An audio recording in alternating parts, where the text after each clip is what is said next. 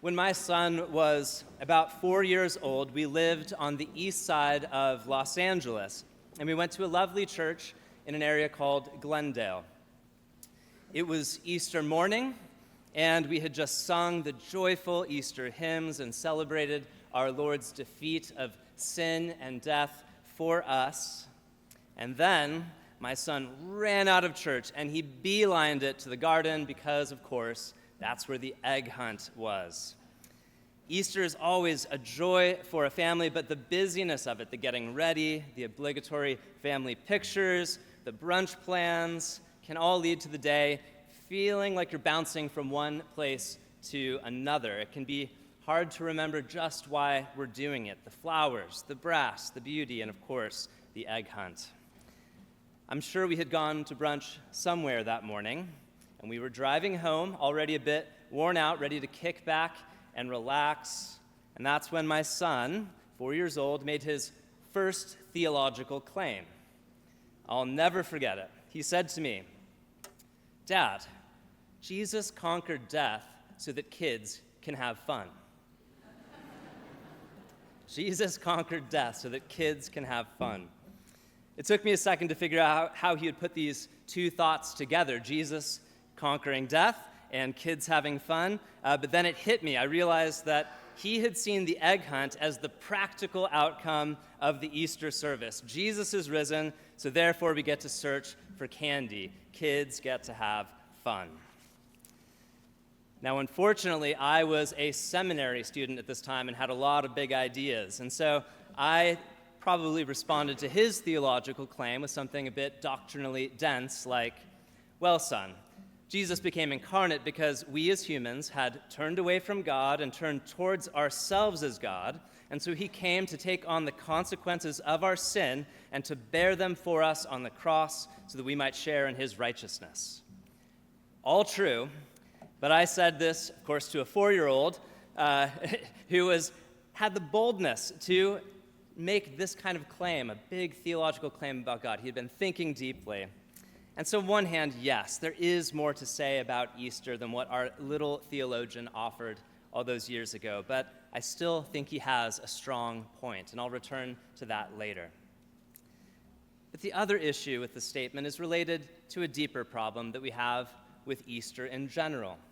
It often seems to us unreasonably optimistic. We celebrate Jesus' glorious resurrection, but we still feel the pain and the burden of sin and death in our lives. It can feel sort of like when someone tells a person in grief, "Don't worry, everything is going to be all right." I was reading a news article the other day about one of the challenges of living in our age of hyperinformation. It was speaking about how, while throughout history there have been profound crises, something feels different in our moment. It quotes a professor of behavioral decision-making, which I think is an interesting title, from UCLA, named Dr. Hal Hershfield, who said, "What feels very different in the present moment is that it feels like there are crises coming in from multiple fronts. It's everything from political uncertainty in the US and elsewhere, health insecurity from the very fresh memory of a global pandemic, job insecurity from AI, geopolitical insecurity, and environmental insecurity." And we could now add war as well. And the article continues, "All these crises are happening contemporaneously, and because they interact with each other, their effects pile up." And so it concludes, social scientists refer to these stacked crises as a polycrisis. During a polycrisis, radical uncertainty becomes rife. I think that we can probably relate to this term in our experience of the present time. We live in a time of polycrisis, a time of radical uncertainty. Uncertainty about the future, uncertainty about the present, uncertainty about who we are. We get a constant flow of information, a constant flow of news and ideas and things that we are supposed to have developed opinions on. And if we're honest, it is just overwhelming, and it can be paralyzing. It can make even making plans for the future hard, let alone trusting in vague, optimistic claims like, don't worry, everything will be all right. But here is the good news. Easter is not an unqualified bit of optimism. It is not just a bit of upbeat music and bright color to help us get through the hard days. It is not even an encouraging metaphor that suggests that spring means that things that die will someday, somehow come back. Easter is, very simply, the celebration that God has finally and eternally and conclusively spoken in the death and resurrection of Jesus Christ. It is the good news that death and sin and pain and evil have not just been swept under the carpet. We are not meant to just make peace with the way things are. In his passion, Jesus takes on the absolute worst that the world and the flesh and the devil and you and me can throw at him. It takes on our suffering, our confusion, our sin, and Jesus buries them with him in his tomb. The ultimate power of these evils are decisively and forever done away with. What Easter says to our age of polycrisis is not, think happy thoughts or try to be better people. It says that what God has done in the death and resurrection of Jesus goes to the very heart of reality, and it changes everything. That same Jesus who forgave those who were nailing him to the cross, that same Jesus who told the penitent thief on the cross next to him that he would be with him today in paradise, that Jesus who suffered and died for us is risen. He is not risen as an idea. He is not risen as a metaphor. He is risen as a body that eats broiled fish on the beach with his friends. It's a true story. Open up the Gospels. And he eats with those friends, those exact same friends that just days before had abandoned him and betrayed him.